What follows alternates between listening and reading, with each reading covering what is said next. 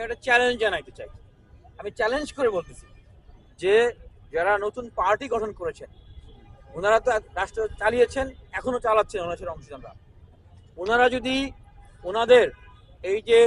দল যেদিন ঘোষণা করা হলো, ইফতার করা হচ্ছে, প্রতিনিয়ত যে প্রোগ্রামগুলো হচ্ছে, এগুলোর আয়ের স্বচ্ছতা 1 টাকা থেকে শুরু করে 1 লক্ষ কোটি টাকা কে কে দিচ্ছে, এগুলো যদি প্রকাশ করতে পারেন এবং যারা ক্ষমতায় আছেন এখনো, সামনে রাজনৈতিক দলে যোগ দিবেন, ক্ষমতায় আছেন, সামনে এমনি ইলেকশন করবেন, উপদেষ্টা আছেন, তারা সবাই মিলে এখনই যদি পদত্যাগ করেন, আমি চ্যালেঞ্জ করে বলতেছি যে ওনারা এখন যেইভাবে করে